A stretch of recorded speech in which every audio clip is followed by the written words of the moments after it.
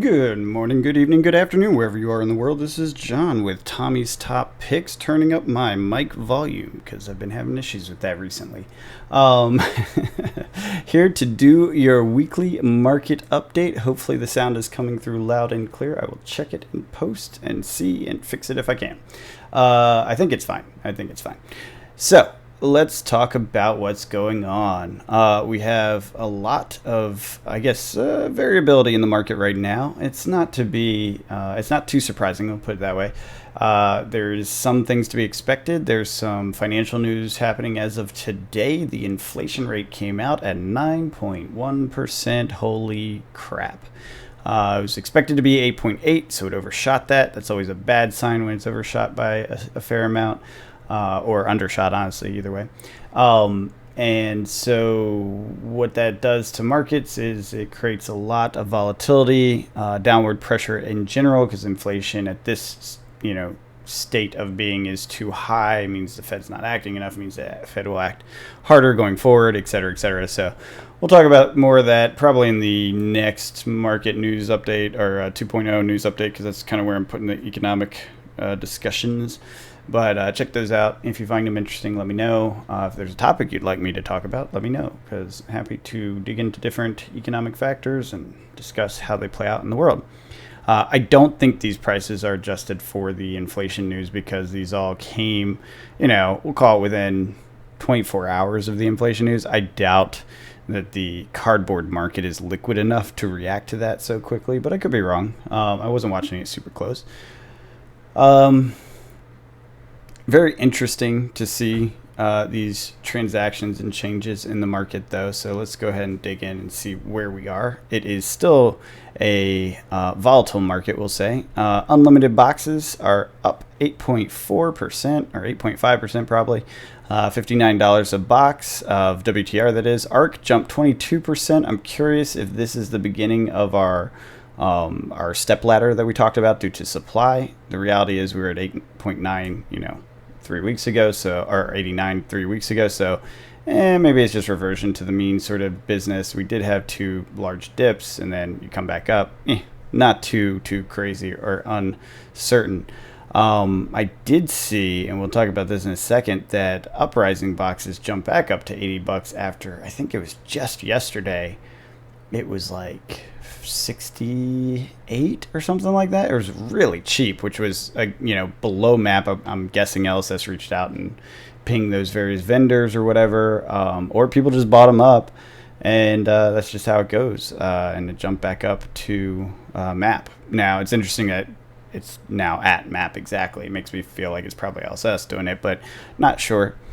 Crew and Mon Unlimited, nothing special there. Tales of Aria hop back up after 3 weeks down, sitting flat, and then bouncing back to less than the previous high, we'll say. Not a big deal. Looks like reversion to the mean situation. We'll see that in the chart, kind of a tightening funnel of volatility.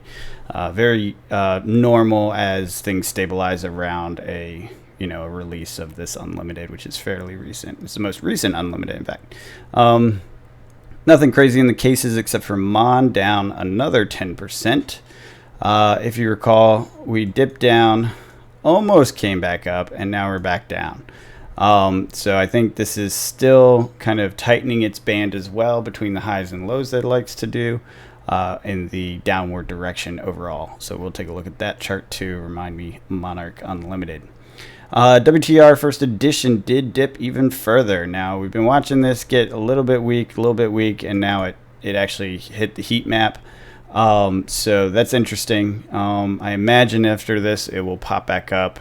No guarantees, obviously, with the macroeconomic situation the way it is, but usually a dramatic drop like that is followed by people jumping in and buying, and that usually leads to a rise somewhere in the mean. I'm guessing somewhere in like this price range. Could go further up, but I doubt it with all the macro stuff going on. I'd be kind of surprised if it got this high. So somewhere around there, just popping back up is my guess. If not, then it's definitely a fairly good time to buy, assuming you have spare capital, because we're reaching a serious decline from the previous kind of steady state of 4K.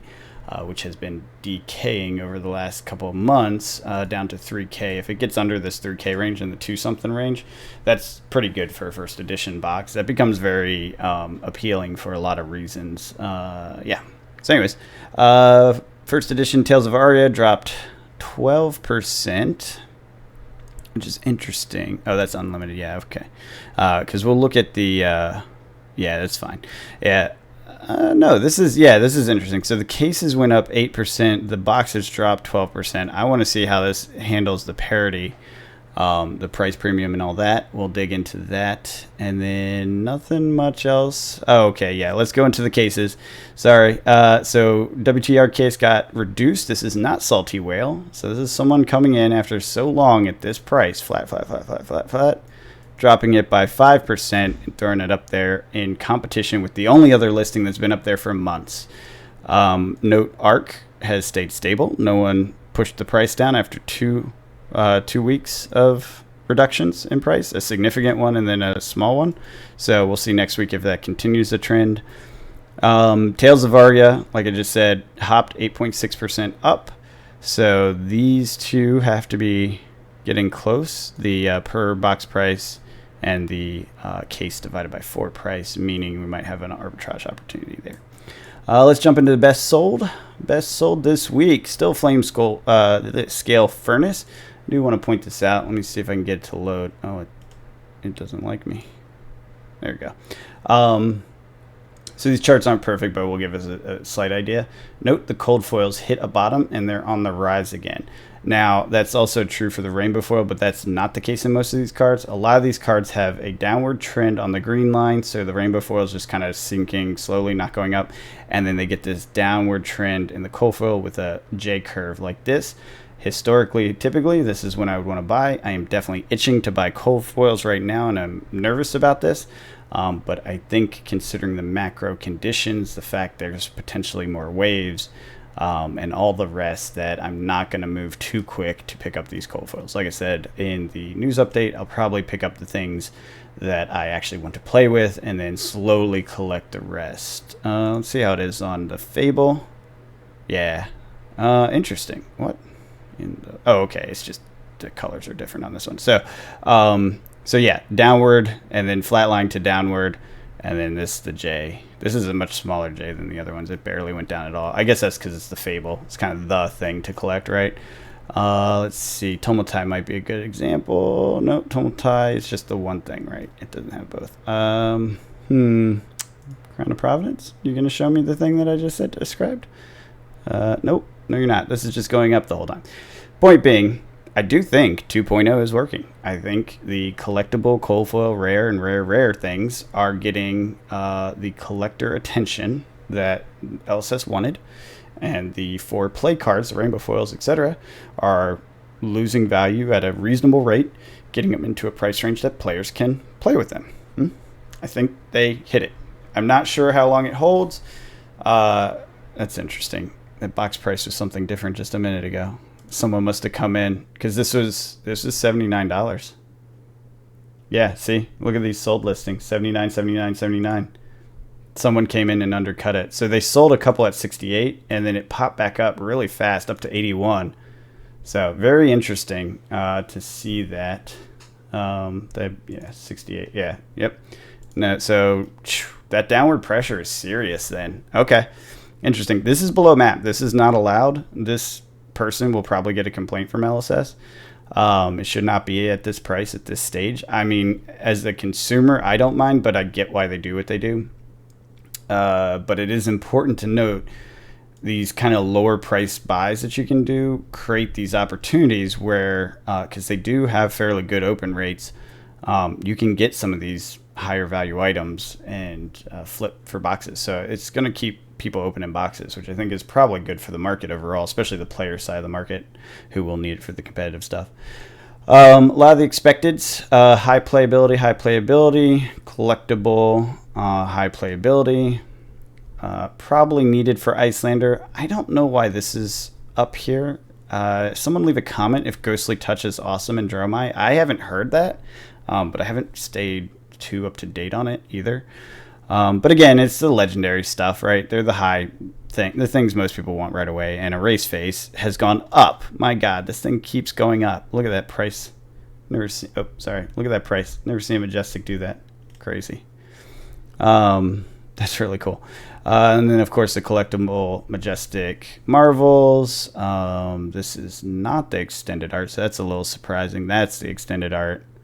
These are just, I guess, very useful cards. Phoenix Form is pretty awesome. I've seen that go off a couple times. Uprising is pretty awesome. That's all you got is pretty awesome. Insidious Chill, I guess it's pretty good. I wasn't like wholly into it playing Icelander, but it wasn't bad. It was the cost. It cost 3. It just seems like a lot to get out, but it does have multi-value, like multi-turn value. We talked about that carry-on effects being valuable.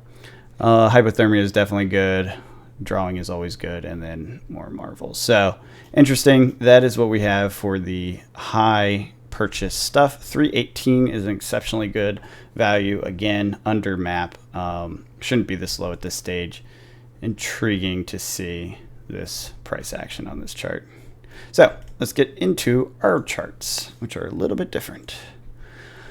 Okay, WTR Unlimited. Let me stretch this out a little bit. Does that work? Yeah, there you go. All right, flatlined, fell off, hitting it just nice and flat. Nothing surprising there. On the per box basis, we actually are at an uptrend. I think we talked about that. 8% up, 8.5% up. That is looking pretty good. Back to the mean, though. I think we just said, yeah, revert to the mean, essentially where we are. Still downward pressure. We'll see if it breaks out of that. Minor arbitrage opportunity, $3 is not worth it, so I wouldn't get too excited about that part. Let's go into ARK. Uh-oh. Did I break my charts? Oh, no, they just look relatively similar. I didn't see a change. All right. Cases, flatline, hanging. Case divided by 4. Yeah, we're getting real close to that arbitrage opportunity here on ARK. Which will be interesting because this is definitely the set that's the hardest to get a hold of. So the box price is jumping 22% while the case is staying flat. And that's almost worth getting those cases because it's like you're going to get the value out of the per boxes. Interesting.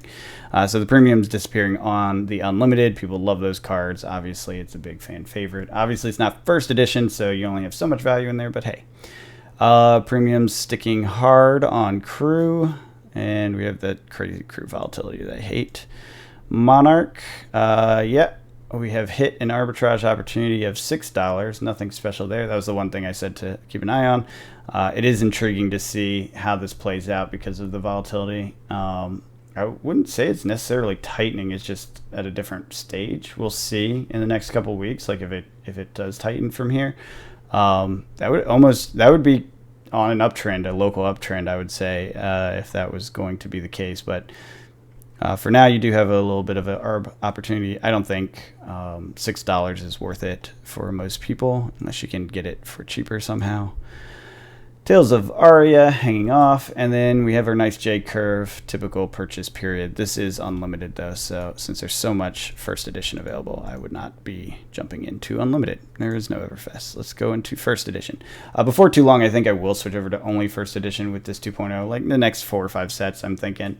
I also have some other math I want to do on this. I want to take an average across all the sets and then look for divergences from the change. So if the market bleeds by 10%, it's the whole market, averaged in a 10% bleed, and then looking for the things that diverge from a 10% bleed, either up or down, bleeding faster or slower than the average across all the sets. That will indicate certain buy and sell opportunities within the overall ecosystem, I think. I have to do some experimentation on that. I think that will probably have some flaws in it based on the fact that some things will become out of print and harder to get a hold of, and they'll have this like stepladder effect, all that stuff. But I think it's data worth playing with. So WTR, nothing special here, bleeding off. We did get a marker on this one because it was 7.2%. But as you can see, compared to the dramatic stuff that's happened in the past, over here, it's not that big a deal. It's just more of that downward drift. 7% is not too, nothing to sneeze at though, let's put it that way. ARK down and flat. Look at our premium decayed to nothing. The boxes are slow drifting still. Nothing too special there. Crew down and to the right. Sad Crew sinking. And then Premium is staying intact. So that's interesting. Keep an eye on that one going forward. I do like Crew, especially since it serves all the classes to a degree. Let's see. Mon first edition cases slipping. Premium is not really tightening, so I think we're okay on that one. And then Tales of Aria. Here's your volatility again. Again, reversion to the mean. I think we talked about that. Broadening this, but this volatility is so high you can't really trust this yet. It is interesting to see this pattern where it's like they're very tight in the beginning and then they drift into a premium state, but it's the volatility makes it hard to maintain. Like there's these tighter spots, and then I imagine there'll be some crossover at some point when you start getting supply issues, etc. Everfest down and to the right for the most part. The hump and falling off of it, not unexpected with a newer set that's now just out of vogue. We are getting an ARB opportunity, but that is less than $2, so not worth it. Let's see if it changes, if these cases keep dropping, which they might, freeing up space at a LGS. High value item, single shipping cost, right? Even though it's based on weight, it's still one thing you have to do instead of 5 things you have to do, you know. That may be something that we see pressure to get rid of this and unload it. And I think it's out of map now, right? So they can let it drop as much as they want, which is probably start around here, right? Like you probably have this flat line holding at map and then just kind of sinks because the new set's more interesting in the market. Uprising, drifting off, flat line on the cases and the boxes. Well, they did drop, but it doesn't show it on the chart. This is one of those things that's interesting. Here's a quick point. Whenever you're looking at charts for data, be mindful of the time basis for it. If it is monthly, weekly, daily, etc., hourly, minute, 5 minute, 15 minute, right? These are all chart types you can do. Mine are on a weekly basis. I don't try to do, like, especially on cardboard, crazy day trading style stuff. I don't think there's any point in it. But daily and weekly seem to be more realistic for giving you a sense of how the market moves. Clearly on the daily, between this 79.50 and that 79.50, it dropped. And then it went back up, and I recorded this data point, and then we look at it again, and it's down, right? So 79.50 is $80. This is less than 70, so $13 down. Oops. So it's worth noting that, you know, these are weekly time frames, snapshots in time. They're not even averages over the week or anything like that. Very simplistic charting. It does give us an idea, it gives us some clarity, but not fidelity. So we'll have some idea on how patterns work and emerge, because I'm more interested in long-term trends, like 6 weeks out. It's a good time to buy because that's when things flatline, you know, things like that. Not so much in the day-to-day interactions. Now, there is something to be said for tracking daily volumes and things of that. There's definitely value in that data. I just don't track it. It takes a lot more effort, and I don't have the time for that. If someone has API access to TCG Player and is willing to give me their key, I will automate some of this stuff, and then we can get some greater fidelity and maybe even some tools that allow you to, like, just click and switch things around at daily, minute, hour, whatever. Look at volumes, things like that. You can draw deeper conclusions from there, but this is all done manually right now. So anyways, I hope you guys enjoyed the update. If you did, hit the like button, leave a comment, let me know what you think. If there's any interesting financial aspects you'd like me to dig into, I will be talking about inflation and some of the other stuff and my News 2.0 update. Hope you guys are out there cracking packs, having fun playing games, and I will see you next time.